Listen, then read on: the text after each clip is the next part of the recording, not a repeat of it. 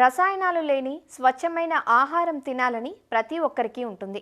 కానీ ఇవాళ నిద్ర లేచింది మొదలు రాత్రి పడుకునే వరకు అంతా ఉరుకుల పరుగుల జీవనమే.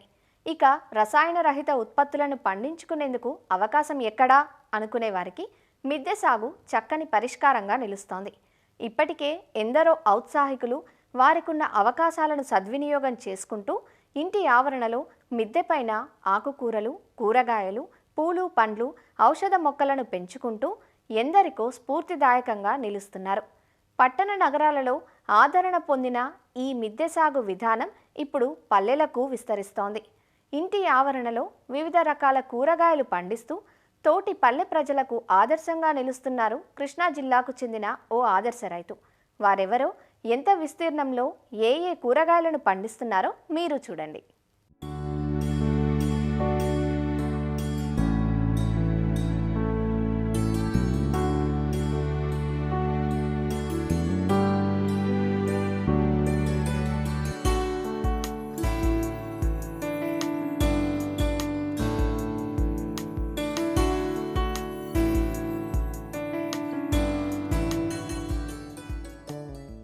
పల్లెలు దేశ ప్రగతికి పట్టుగొమ్మలు అని నానుడి. గతంలో గ్రామసీమలు పాడి పంటలతో వెలసిల్లేవి. ప్రతి లోగిలి ఇంటి పంటలతో కలకలలాడేవి. కాలక్రమంలో ధోరణి మారింది. పల్లె జీవనంలో మార్పులొచ్చాయి. పంటల్లో అధిక దిగుబడుల కోసం విచ్చలవిడిగా రసాయనాల వాడకం పెరిగింది. ఈ విపరీత ధోరణి ఆరోగ్యానికి చేసే కీడును గుర్తించాక ఎందరో రైతులు ప్రకృతి సాగు బాట పట్టారు. అలాంటి వారిలో ఒకరే ఇప్పుడు మీరు చూస్తున్న జొన్నలగడ్డ పిచ్చేశ్వరరావు.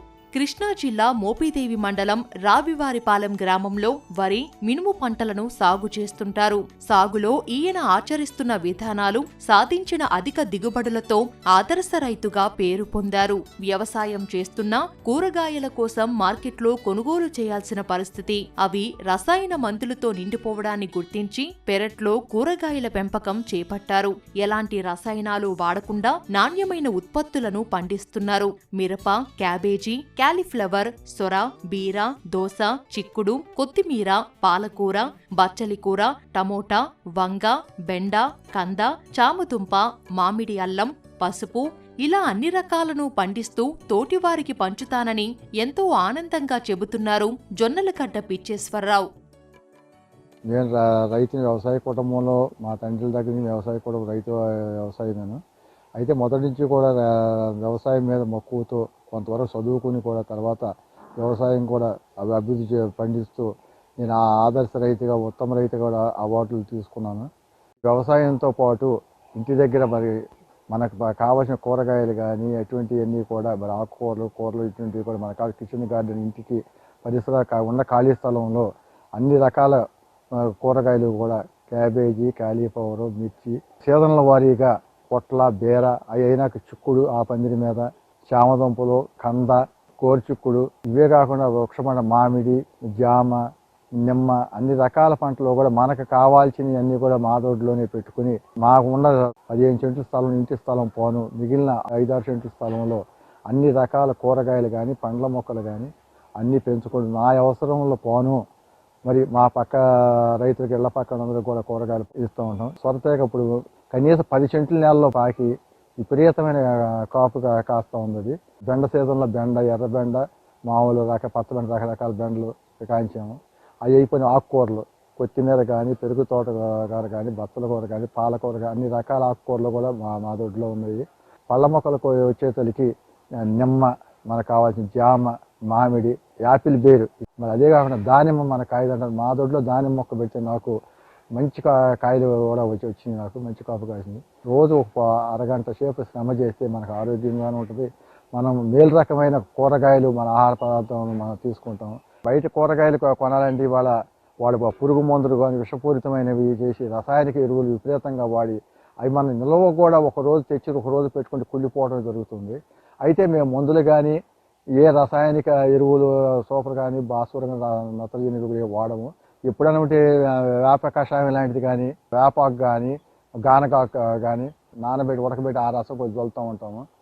వేసవకాలం మేము ఏం చేస్తామంటే పశువుల ఎరువు, మాకున్న పశువుల ఎరువు మేము నెలలో ఖరీదు దున్నుకుంటాము. అదే ఎరువు మాకు సరిపోతూ ఉంటుంది. మరి సంవత్సరం కానీ మళ్ళీ మళ్ళీ కొత్త పంట వచ్చేసరికి మళ్ళీ పశువులు వేసి మళ్ళీ ప్రిపేర్ చేసుకుని మరి ఈ పంటలకు కావాల్సిన విత్తనాలు కూడా సొర్రమని, బేరమని, కాకరమని, చిక్కుడమని, బెండమని, మరి ఆకుకూరలు ఇవి కూడా బాగా కావాల్సిన విత్తనాలు మా చెట్లే మేము తీసుకుని దాచుకుని మళ్ళీ ఎప్పుడు సంవత్సరానికి ఉపయోగించుకుంటూ ఉంటాం. దానివల్ల ఏంటంటే మాకు నచ్చి మేలు రకమైన విత్తనాలు ఇంకో సంవత్సరానికి కూడా మాకు అవి ఉంటాయి. మనం అదే బయట కొంటే ఒక విత్తనం తెచ్చి మొలవు, మన విత్తనం నిరుత్సాహపడాల్సి వస్తుంది. అందుకే మన విత్తనం మనం అయితే జాగ్రత్తగా దాచుకొని మరి కాయ సైజులు కూడా మనకు తెలుస్తాయి. పొట్లకాయ నేను కాయించాను, నా ఎత్తు పొట్లకాయ 6 అడుగుల పొట్లకాయలు వచ్చినాయి, అవి కూడా విత్తనాలు తీశాను. మరి చామదుంప కూరగాయలకు వచ్చేసరికి సంవత్సరానికి సరిపోని మా దొడ్డు దుంపలు మేమే పండించుకుంటాము. గ్రామం వారీగా చూసుకుంటే అందరూ కూడా రైతులుగా ఉంటారు. ఇళ్ల ముందు ఖాళీ స్థలాలు అవి ఉంటాయి చక్కగాను. అసలు ఆయన దొడ్లో పూలు కానీ కూరగాయలు కానీ లేని రకం అంటూ లేదండి. అన్నీ చక్కగా చాలా ఓపికగా శ్రద్ధగా చక్కగా పండించారు ఆయన. చాలా ఆనందంగా ఉంది. కూరగాయలు తినాలంటే గబగబా రోడ్డు మీదకి వెళ్తున్నాం, ఆ షాపుల్లోకి వెళ్తున్నాం, కొనుక్కొచ్చేసుకుంటున్నాం. అట్ట కాకుండా ప్రతి ఇంట్లోనూ మనం తినటం కోసమైనా మన ఇంట్లో మన దొడ్లో మనం పండించుకోవాలి కూరగాయలు అనే దృక్పథం ప్రతి ఒక్క వ్యక్తిలోనూ కలగాలండి. ఆరోగ్య సమస్యలు కూడా రాకుండా ఉంటాయి అనేది నా అభిప్రాయం అండి. మంచి కూరగాయలు పండించుకుంటూ మనం రోజు ఈటీవీ రైతు దాంట్లో చూస్తున్నామండి. చాలా బాగా ఆనందంగా ఉంటుంది నాకు.